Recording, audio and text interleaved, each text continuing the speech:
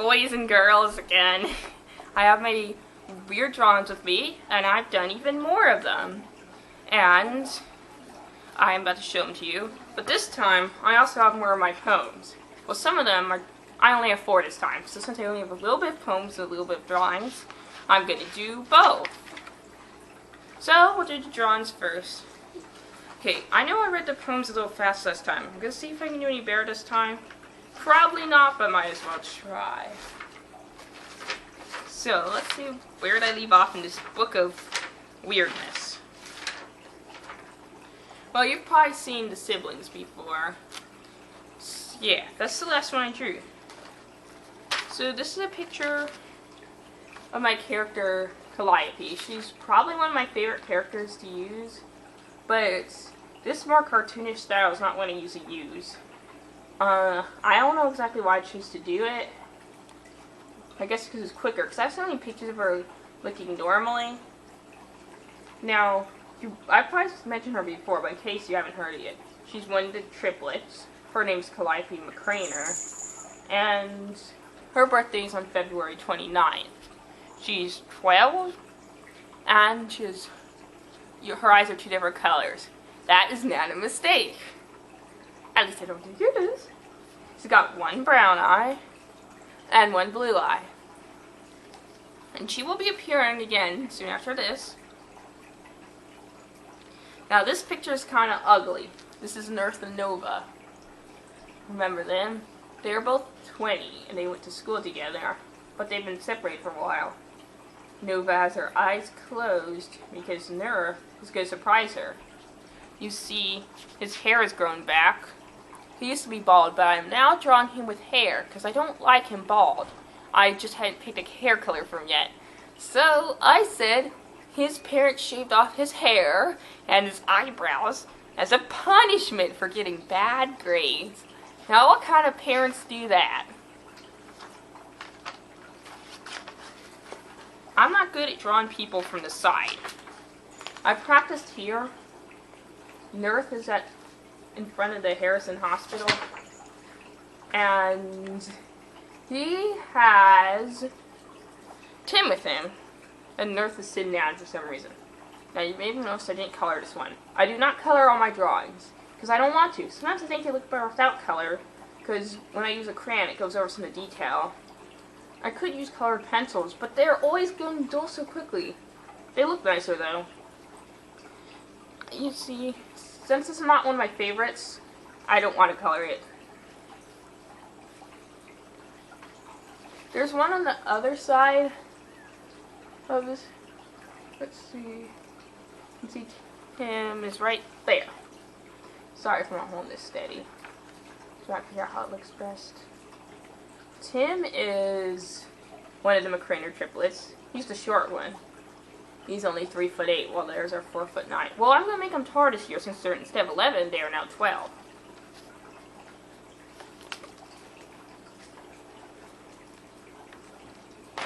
Here's something that doesn't belong. This is Palosan, a Pokemon that I like because of its design. It's a ground ghost type, and the background is a diagonally tilted Pokeball. Do you like Palosans? I'm thinking I might do this again, because the Pokeball's kind of egg-shaped at the top. You see, I think I can do better. I might even do one of Sandy Gas, which is Palosan's pre-evolution.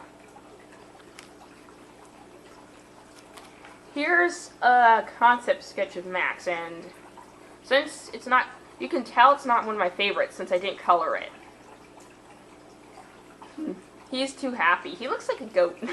Not really. He's got the beard like a goat, though. And there's not much to say here. It says, "Oops," because I spilled coffee on it when I was in church. Definitely not a keeper. I'm gonna work on Max. All right, Vera Tomlinson. She is a character that I sort of neglected lately, so I decided to give her more personality and make her a main character. I'm not sure much about what she's like. She's pretty stubborn, actually. And she wants to be a model. but she will never be a model. So she's just going to go off with her friend Nova Jensen. They'll do stuff together. I don't know what kind of stuff. Well, mostly mystery stuff. It's their hobby. Since this is in a time period where the aliens have come to Earth. Vera has 5 younger siblings. They're not important. But they are Deanna, Rosa, Sven, Luca, and Orion. I may draw them, but I can't fit them all on one paper.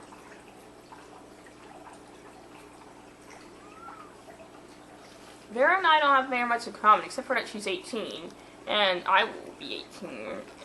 She's got curly hair, but yeah, an uncolored picture of Nova.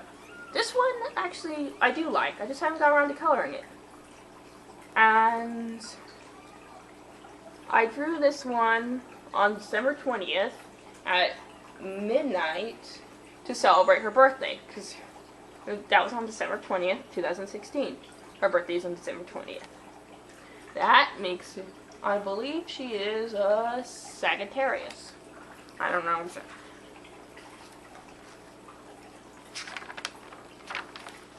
This one covers 2 pages. Nope, not that one. But look, they're together, which is perfect, because they're kind of a team. Yeah, I'm covering my page that way. Another uncolored one, because I don't like this one too much. Nurth and Johnny. No reason they should be together. Johnny is 12. Nurth is 20.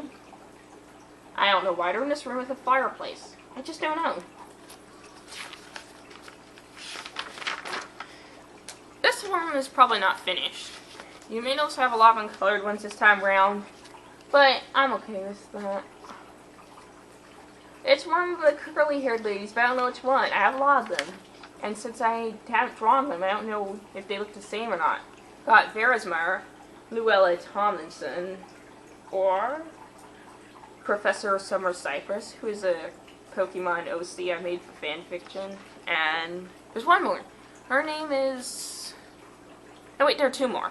One of them is named Sandra Cook. She is a filmmaker. And then there is... oh yeah, Rachel Goldstein, which was Nova's first caretaker until the expert took care of her. In case you haven't seen before, the expert is the first one I drew in this book, and he's right here. Imagine having that man take care of you. He's got a mullet and a frilly suit with a bow tie. Also, he's very old. Older than he looks. Speaking of going back and looking at some things, guess I did more pictures than I thought. See, we got Logan L. Buck colored in this time. Why is her face yellow? Don't ask me. I don't know. Maybe I accidentally picked up the wrong crayon and didn't realize I'd used it until I'd finished. Because her hair's supposed to be yellow, her skin's not. This is a problem. But it's okay, because it's not too big of a problem. She's just a drawing. Also, why is she 15 in this picture when she's supposed to be 11? I don't know that either. Max Jones and Poppy Mcreigners. I think I drew this one last night, actually. Now, Poppy Mcreigners is the dog of the Mcreigners family, which one she lives with. She lives with Mr. and Mrs. Mcreigners. They're triplets and they're twins. She's part Irish setter and part corgi. She's red and white.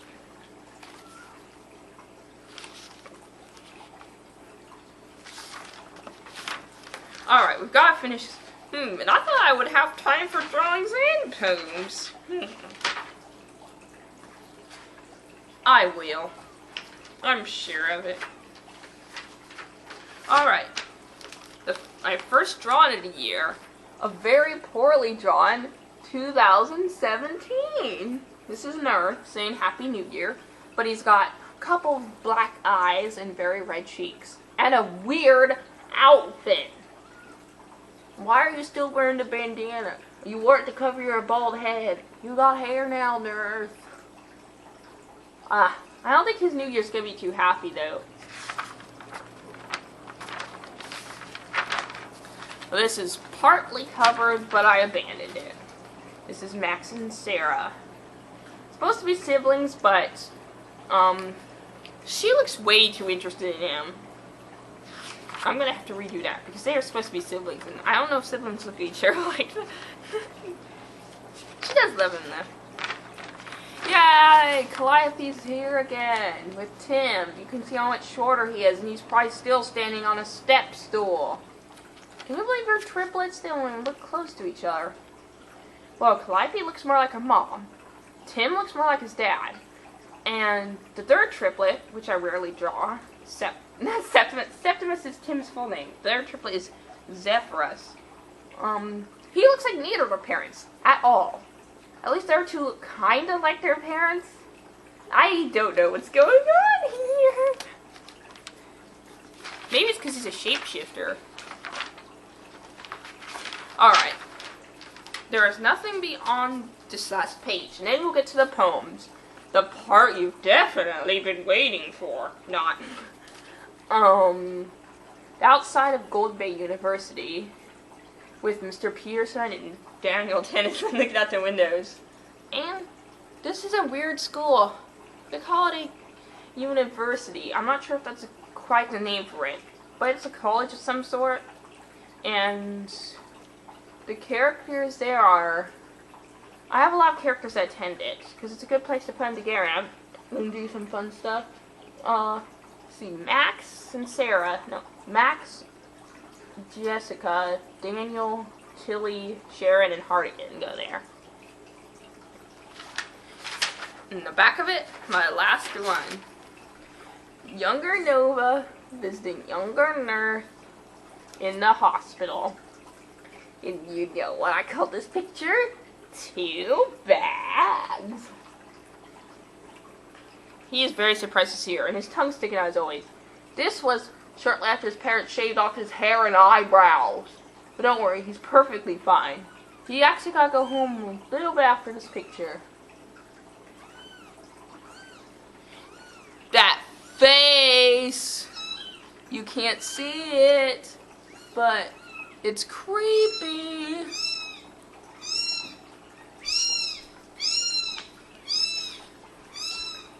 I do not know what's going on over there. You know what? They hate my pictures. I knew it! Everybody hates my pictures! Okay. Come here. Alright, now that that's out of the way, let's hope it doesn't happen. Let's just hope it doesn't happen again. We will be carrying on. That's all the pictures. Now for the worst part, the poetry. Do you see what's wrong here? Half of it's accidentally printed on resume paper. That wasn't supposed to happen. I didn't know it was inside the printer until I printed it out, though. I did not want to use that good of paper because I wasn't planning on keeping this. I usually just throw them away. Alright. So, changing tunes, because I want to do this all in one video, we have the poetry. Luckily, there are only 4. And like I said, I'm going to read it. Try to read a little bit slower. No guarantees here. 2 of these poems are actually redone versions of older poems. So parts might sound familiar, but there are parts I added in.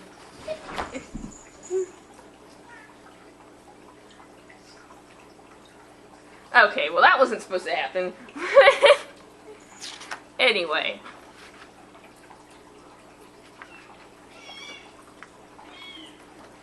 Why?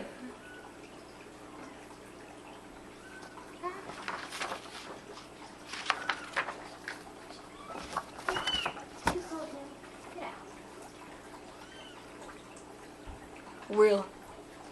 I did not want to do this.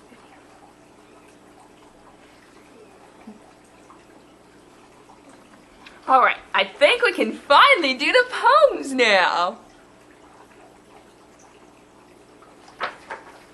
Since there are no more distractions, you know, maybe you're just protested. Maybe my poetry's up. Okay, I'll let you judge for yourself. First one is Hero Hero. Alright, here we go. Finally, no more. Without further ado. You said that you were tangled up in vines, but from this distance they just look like lines. I'm sorry that I couldn't answer your call, and I'm sorry that I let you fall. But you'll make it out of this battle without any scars. We're all coming in our cars. And we'll keep driving even in the rain, even though we're in pain. I'm already here, but I'm still wondering where to go. Everything's spinning like a tornado. I will be lost in these endless halls. Nothing private in these rooms with such thin walls. Each practically a miserable curtain. I, like you, am really hurting. It makes me think that life is rough. I can see why you'd think you'd had enough.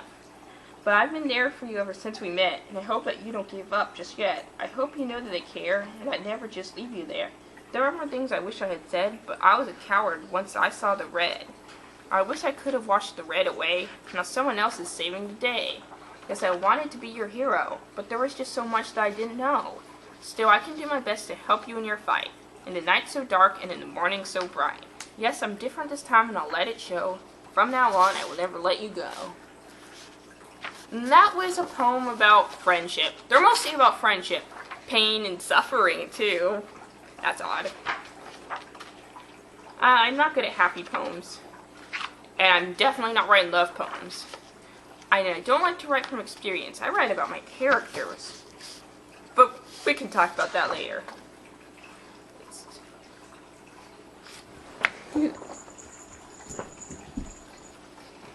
Oh, look. Poem number 2. And it looks like I have a friend in the back. Only he's not really my friend. It's called The Aftermath. I thought it was called the Aftermath, but it's The Aftermath. So, this is a combination of Wolves and Snakes with Red Water, which are 2 of my other poems that I wrote separately, but now they're together. It's all in my head, that's what you said to me, but I saw the water turn red as you began to flee. You looked like you were out of breath, but I could barely catch mine. For a second I saw death, even though you said you were fine. I asked you to think, what else could I do? But then you were gone in a blink, so I chased after you. Soon you fell into the black, as it was howled the moon. I told you to come back, they said you would, but not soon. I kept staring at the floor, it was all wet. I slowly edged toward the door where I would go, I didn't know yet. I still held on for the wild ride, it was all because of you. I wanted to be by your side, what else would a friend do? I followed you inside, the wolves were in there too. They finished their howling in pride. I was sad and you were blue. Everything else was black, but then I saw a flash of red. The awful water had come back, but I was glad that you weren't dead. Still, I wanted it to stop. I could feel the red's hot burn. I didn't want to see another drop, or what the wolves would return. But the water was red still, and I watched it fill your cup, so I just drank my fill while begging you to wake up. Soon the wolves were out of the room, but then I heard a horrible sound. I thought for sure it meant doom, as you sank underground. When I looked closer, it broke my heart. I guess I'm just not brave when they're glancing off I dart, away from the things that I can't save.